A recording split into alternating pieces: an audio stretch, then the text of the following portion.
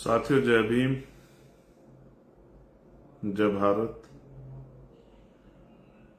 जय मंडल, जय जोहार,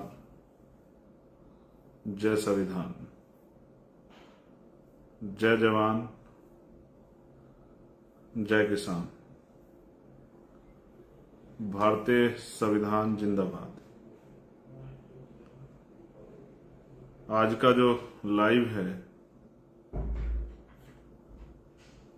वो बहुत जिम्मेदारी से और सब चीजों को ध्यान में रख के तब ये लाइव जो है कुछ दिशा निर्देश और संदेश के लिए आपके बीच में मैं हूं। मैं अपनी बात को शुरू करने से पहले बहुजन समाज में जन्मे सभी संतों, गुरुओं और महान पुरुषों को नमन करता हूं।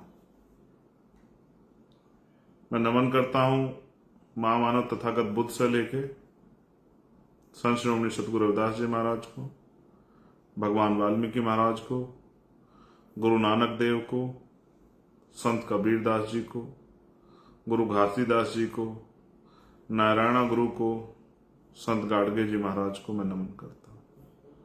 साथ साथ वो महापुरुष जिन्होंने अपना पूरा जीवन बहुजन समाज के उत्थान में लगाया,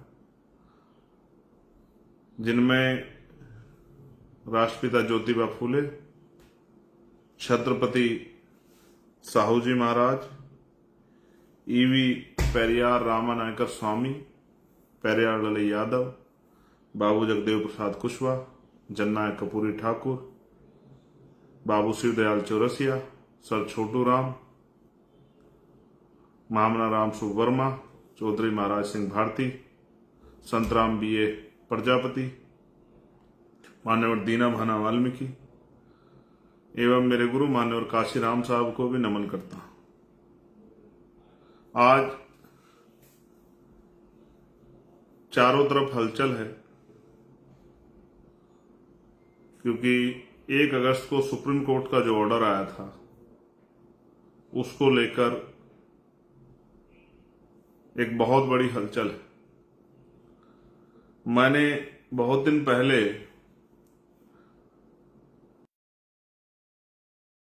जब मैं जेल में था तो मैंने ये एहसास किया मैं निर्दोष था, फिर भी मेरे खिलाफ बेल मिलने के बाद एनएसए की कार्रवाई की गई। उस एनएसए की कार्रवाई को रात को 2:30 बजे अंजाम दिया गया और उस एनएसए कार्रवाई के बाद मुझे 12 महीने तक जेल में ठूस दिया गया। उस दिन मुझे राजनीतिक शक्ति का एहसास हुआ। मैं ये समझता हूं कि भारत में राजनीतिक शक्ति वो शक्ति है जिसके आधार पर आप एक मरे हुए व्यक्ति को जिंदा नहीं कर सकते हैं, इसके अलावा सारे काम कर सकते हैं। आप योजना बना के अंतिम पायदान पर बैठे व्यक्ति को इज्जत की जिंदगी दे सकते हैं। आप तमाम तरह के भ्रष्टाचार को, तमाम तरह की गलत पॉलिसियों को, तमाम तरह के जुर्म जाति को रोक सकते हैं। फिर मैं राजनीतिक काम में ज्यादा लग गया। मुझे लगा कि राजनीतिक शक्ति बनाकर ही हम अपने वंचित समाज को उनकी इस दुर्दशा से, परेशानी की जिंदगी से बाहर निकाल सकते हैं। जब हम इस काम को कर रहे हैं तो जो हजारों साल से हमारे विरोधी रहे हैं वो लोग भी कुछ ना कुछ काम तो कर ही रहे होंगे। मैंने कई बार पहले भी अपनी बात में कहा कि नीयत का बहुत बड़ा खेल है। मैं आज ये भी स्वीकार करता हूं कि कुछ खामियां उन लोगों में रही हैं जो लोग अपने पैरों पर खड़े हो पाए आरक्षण की वजह से। मैं कतई भी ये नहीं कहूंगा कि किसी जाति में या किसी जाति पे टिप्पणी करके कि वो पढ़ते लिखते नहीं है या इस तरह की कोई बात करके मैं किसी को अपमानित करना चाहूं, ये बिल्कुल भी सत्य नहीं। जिस तरह की भाषा का प्रयोग मनुवादी लोग हमारे लिए आरक्षण पे करते थे, आज उसी तरह की भाषा का प्रयोग हम लोग करें तो ये सत्य नहीं। मेरा जमीर इस बात की गवाही मुझे नहीं देता। इस आंदोलन में ना मुझे ना मेरे किसी भी साथी को धक्का किसने नहीं दिया या जबरदस्ती हमें भेजा। हमने ये आंदोलन मन से स्वीकार किया है। हमारे लिए कोई रोजगार करने का या पेट भरने का या कोठी बंगले बनाने का आंदोलन नहीं है। हमारे लिए ये आंदोलन समाज को उसके पैरों पर खड़ा करने का है। हाँ, मैं मानता हूं शेड्यूल कास्ट के लोगों में भी भाईचारा नहीं है, लेकिन इस भाईचारा को बनाने के लिए हमने तमाम तरह के प्रयास किए। हमने उस तरह की लीडरशिप अपने यहां डेवलप की है कि वंचित जातियों को नेतृत्व करने का मौका मिले। हमारे यहां वंचित वर्ग के लोग बड़े बड़े पदों पर हैं, लेकिन क्योंकि हमारी नई पार्टी है इसलिए आपको वो दिखाई नहीं देते, इसलिए आपको उनका कद नहीं दिखाई देता। लेकिन पार्टी में उनका कद है, संगठन में उनका कद है, ये सबको दिखाई देता है। उनकी बात का जो है उनकी वैल्यू भी है, उनका सम्मान भी है, ये भी सबके सामने। तो मैं अब बुनियादी बात पे बात करता हूं। कल समाज ने एक बंद बुलाया है। मैंने बीच में इस बात को स्पष्ट किया था कि बंद को, उसके पीछे के उद्देश्यों को, हालातों को नजर रख के हम लोग फैसले लेंगे।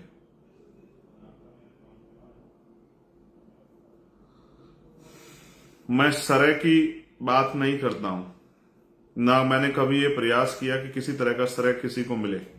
कुछ लड़ाइयां समाज हित में लड़ी जाती। मेरे कंधों पे भी जिम्मेदारी है कि कल जब समाज सड़कों पे उतरेगा, वो किसी भी उद्देश्य के लिए उतरे, तो उसका संरक्षण करना जरूरी। इतने बड़े समाज को मनवादियों की कठपुतली बनने के लिए मैदान में नहीं छोड़ा जा सकता है। पिछले लंबे समय से मैं यही चिंता कर रहा हूं कि कोई इस तरह की घटनाक्रम, इस तरह की अनहोनी हमारे सामने ना आए जिसकी कीमत हमें लंबे समय तक चुकानी पड़े। मेरी ये इच्छा है कि वंचित वर्गों का भाईचारा ना टूटे। 1000-2000 नौकरियां इधर उधर चली जाए, कोई फर्क नहीं पड़ता। मैं इस बात से असहमत नहीं, क्योंकि 2% सरकारी नौकरियां है, 98% प्राइवेट सेक्टर है। आप याद करो, मैं फिर दोहराता हूं, मैंने मांग की कि 98% प्राइवेट सेक्टर में SC ST OBC के लोगों को मौका दिया जाए, उनको रिजर्वेशन दिया जाए, रिप्रेजेंटेशन दिया जाए।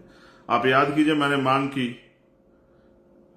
कि लेटरल एंट्री जो है, जिसपे आज हम लोग जीते भी हैं, कि लेटरल एंट्री पे जो है के जरिए जो हमारा हिस्सा खाया जा रहा है, इसको बंद किया जाए। आप जिन जगह पे रिजर्वेशन नहीं है रिप्रेजेंट, मैंने उनके लिए मांग की। आप जानते हैं, मैंने 1.5 साल पहले मांग की कि उन वंचित जातियों को जिनको अवसर नहीं मिल रहा, जब 10% आर्थिक आधार पर आरक्षण आप स्वर्ण जातियों को दे सकते हो, तो मेरे उस समाज को भी आपको मुख्य धारा में लाने के लिए, क्योंकि पिछले 10 साल से ज्यादा का समय हो गया है, 13 साल हो गए, अपनी जाति का जनगणना नहीं कराई, लगातार हमारी संख्या बढ़ रही है, तो संख्या के आधार पर हमारी हिस्सेदारी तय होनी चाहिए। तो इसलिए मैंने उन वंचित जातियों के लिए अलग से 5% आरक्षण की मांग, स्पेशली उन्हीं के लिए कि उनको मिले और उनके बच्चे भी कुर्सी पर आकर बैठे, उनको अवसर मिले, इसलिए मैंने उनके लिए मांग की।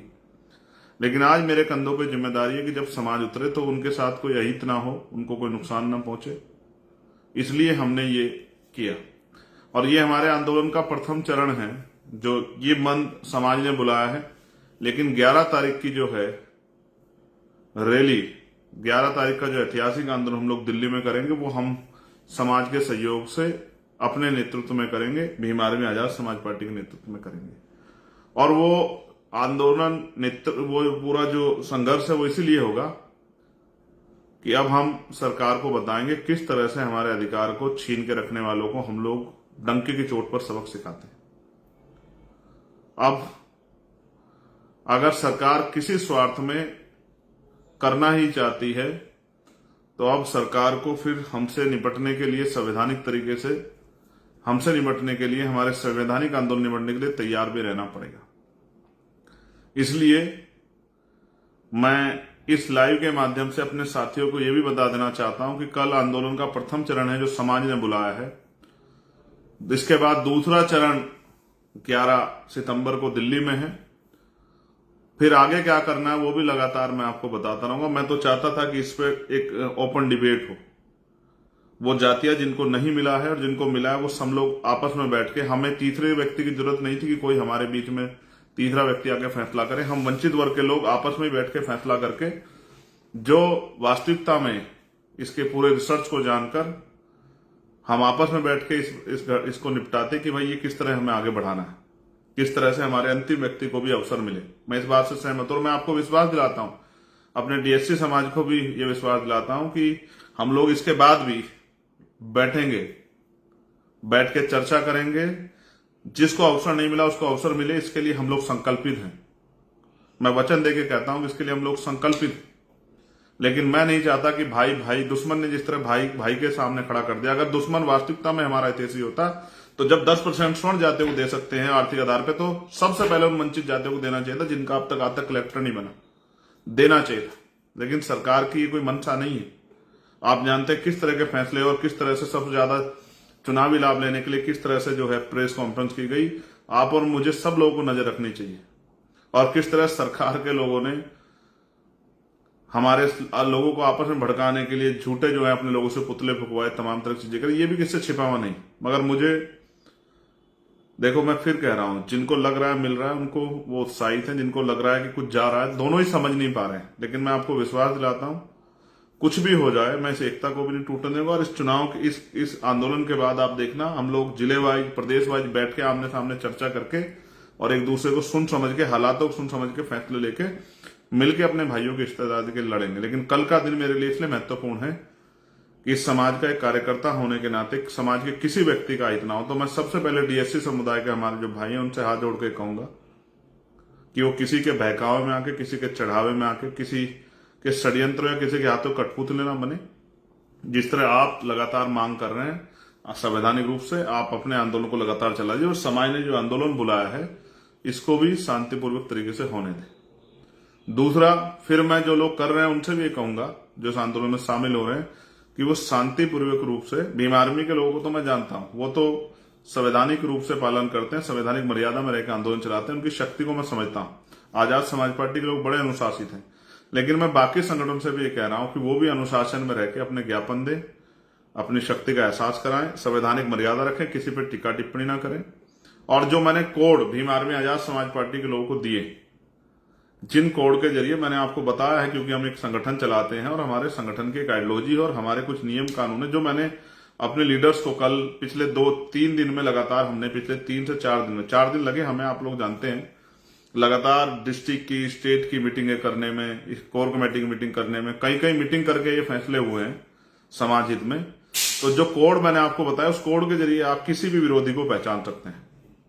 जब भी आप उस कोड को अपनी टीम से कनेक्ट करेंगे, तत्काल आपके बीच में अगर कोई बहरूप या नीला पटका पहन के आ गया है, टोपी लगा के आ गया है, उस तरह की वो कर रहा है, और जिस तरह से मैंने सीक्रेट कैमरों को आपको बताया कि वर्किंग करनी, चाहे पुलिस हो या कोई भी हो, जो भी आपके साथ अवैधानिक काम करेगा या अवैधानिक कोई भी प्रयास करेगा, एकदम वो पकड़ा जाएगा।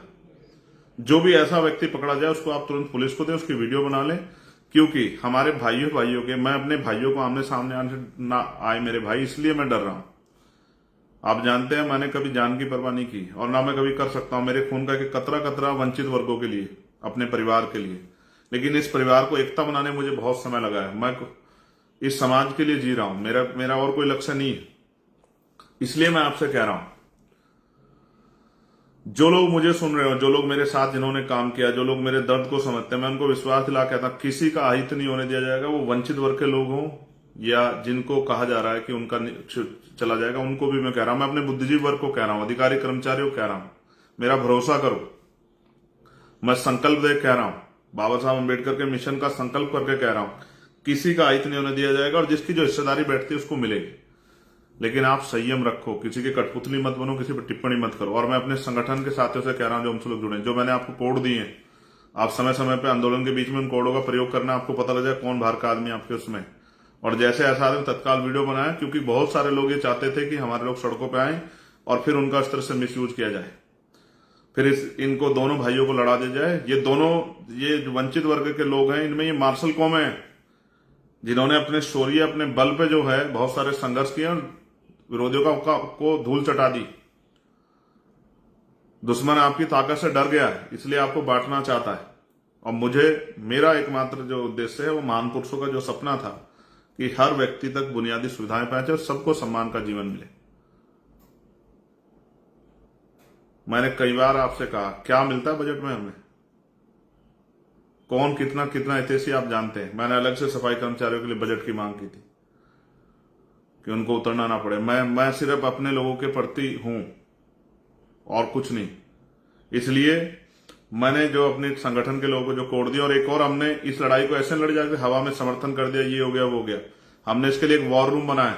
मैं अभी लगभग 8:30 बजे एक लिस्ट जारी करूंगा स्टेट वाइज, चाहे उड़ीसा हो, तेलंगाना हो, कर्नाटका हो, चाहे केरल हो, तमिलनाडु हो, चाहे झारखंड हो, चाहे बिहार हो, मध्य प्रदेश हो, राजस्थान हो, छत्तीसगढ़ हो, यूपी हो, दिल्ली हो, पंजाब हो, हरियाणा हो, जम्मू हो, उत्तराखंड हो, मध्य प्रदेश हो, राजस्थान हो, सब जगह के कॉन्टेक्स्ट में आपको अगर कोई भी कहीं आपके साथ परेशानी आती है, तत्काल आप उन पर संपर्क करें।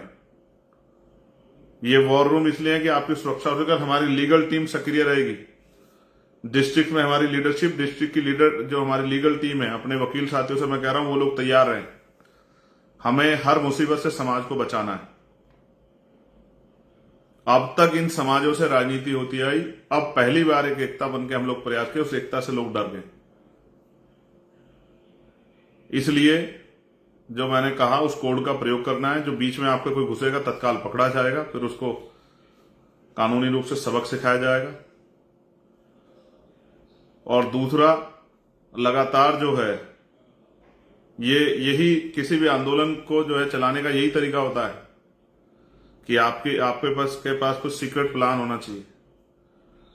संवैधानिक मर्यादाओं में इस आंदोलन को पूरा करना है और अगले आंदोलन 11 सितंबर की दिल्ली के लिए तैयारी करनी है। भीम आर्मी आजाद समाज पार्टी और बहुजन समाज के लोग कह रहा हूं, एक दिन में आंदोलन नहीं जीता जाएगा। और अब हमारी मांग जो है मैंने आपको बता दी है। हमारी मांग सिर्फ ये नहीं है छोटी मोटी मांग। अब जो है हम बताएंगे किस तरह से अधिकारों की रक्षा होती है, किस तरह से संघर्ष किया जा सकता है। अब जो बैकलॉग है, जो 15% को 4-5% में टाल रखा था, एक एक नौकरी हम लोग पूरी कराएंगे, पूरा बैकलॉग भराएंगे, आरक्षण का कोटा पूरा कराएंगे। दूसरा, राज्यसभाओं में, विधान परिषद में SC ST OBC के लोगों को राजनीतिक आरक्षण मिले, राजनीतिक रिप्रेजेंटेशन मिले। SC ST को गवर्नर हो की पोस्ट हो, चाहे राज्यसभा की हो, किसी दल की हो, चाहे विधान परिषद की हो उनमें, चाहे मिनिस्ट्री हो उनमें, साथ साथ जातिगत जनगणना हो। जितना प्राइवेट सेक्टर है, प्राइवेट सेक्टर में जो है ना रिजर्वेशन की व्यवस्था SC ST OBC के लिए। अब हमारे जीवन का एक ही लक्ष्य है, इस देश में जिसकी इतनी संख्या बारी उसकी इतनी हिस्सेदारी के आधार पर, अंतिम व्यक्ति को भी उसकी संख्या के आधार पर हिस्सेदारी मिलनी चाहिए। धनधरती राजपाट में हिस्सेदारी मिलनी चाहिए। वो हम लोग राजनीतिक शक्ति बनाकर भी देंगे और वो हम लोग भाईचारा बनाकर भी लेंगे।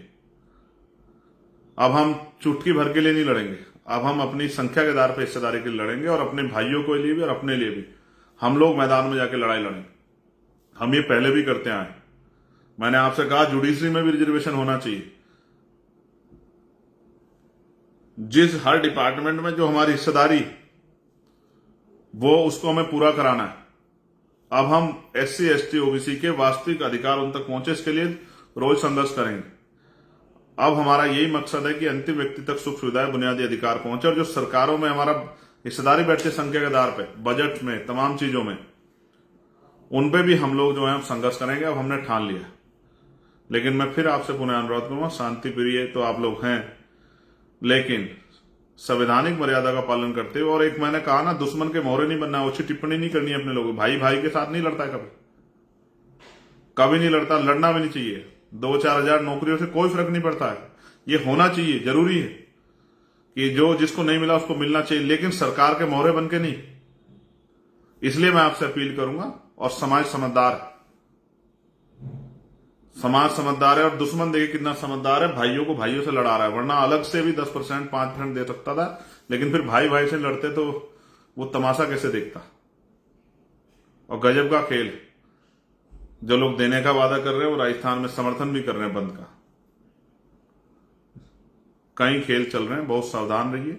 मैं राजस्थान के साथियों से, मध्य प्रदेश के साथियों से, उत्तर प्रदेश, हरियाणा, पंजाब के साथियों से, उत्तराखंड, दिल्ली, बिहार और झारखंड के साथियों से, तमाम नॉर्थ की बेल्ट से, तमाम साउथ की बेल्ट से ये आपसे प्रार्थना करूंगा। और 8:30 हम लोग लिस्ट जारी करेंगे। कहीं किसी को परेशानी आती, किसी भी तत्काल वगैरह, और एक एक मिनट की खबर के लिए चंद्रशेखर आजाद आपके बीच में है। हर उसके लिए कहीं शासन प्रशासन अगर गुंडाई करेगा, उनसे लड़ने के लिए, सब चीजों के लिए आपके 24 घंटे बीच में है। लेकिन उस लिस्ट के लिए आप तत्काल जो है संपर्क करें और कोई भी बात हो तत्काल बताएं। लेकिन बहुत जिम्मेदारी समझदारी से संवैधानिक मर्यादा का पालन करते हुए शांतिपूर्ण तरीके से अपने ज्ञापन दें और अपने विरोध को दर्ज कराएं। आपने मुझे सुना। आप सभी के लिए मंगल कामनाएं। जय भीम, जय भारत, जय संविधान। आप सभी के लिए मंगल कामनाएं। बहुजन समाज जिंदाबाद, आजाद समाज पार्टी जिंदाबाद, भीम आर्मी जिंदाबाद, और मेरा हर एक व्यक्ति भाई परिवार जिंदाबाद। आपका कार्यकर्ता, आपका भाई चंद्रशेखर आजाद।